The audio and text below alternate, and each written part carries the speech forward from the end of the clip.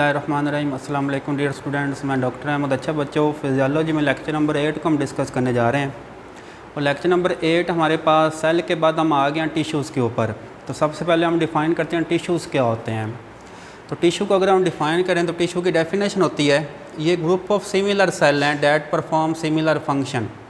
कि यहाँ पे देखिए ये आपके पास एक सेल है, तो इस सेल जैसे बहुत सारे सेल इकट्ठे हो जाएं, ठीक है। ये देखें ये एक सेल था, तो इस सेल जैसे बहुत सारे सेल एक जगह पे इकट्ठे हो गए हैं, तो ये सेल का जो ये वाला जो इकट्ठ बन गया है, तो सेल के इस ग्रुप को हम क्या कहेंगे, ये आपके पास टिश्यू है।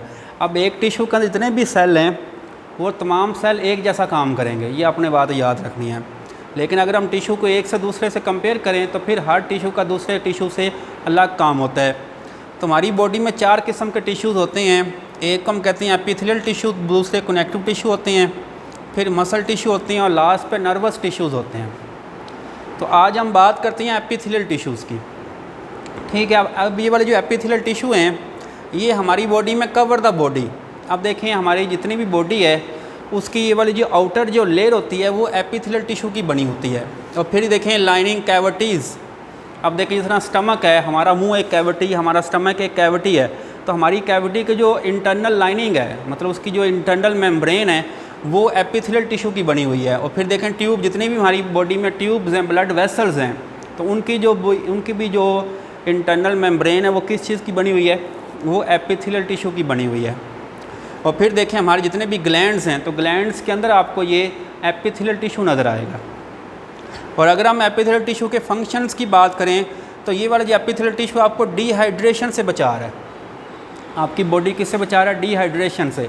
जिस तरह देखें हमारी स्किन में ये वाला जो एपिथेलियल टिश्यू होता है ये पानी को ज़ाया होने से बचा रहा है।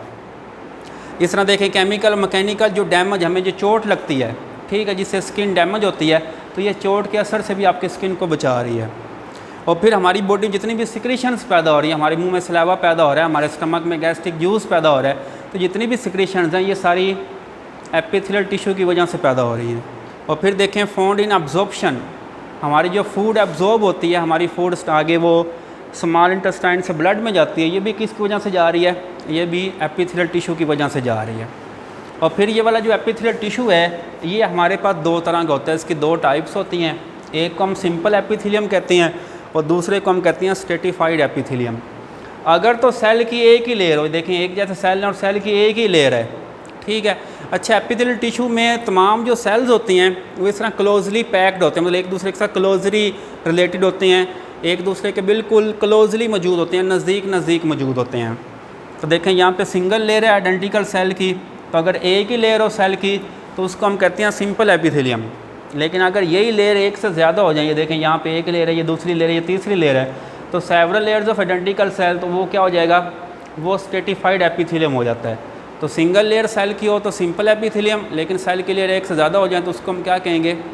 उसको हम कहते हैं स्ट्रेटिफाइड एपिथेलियम।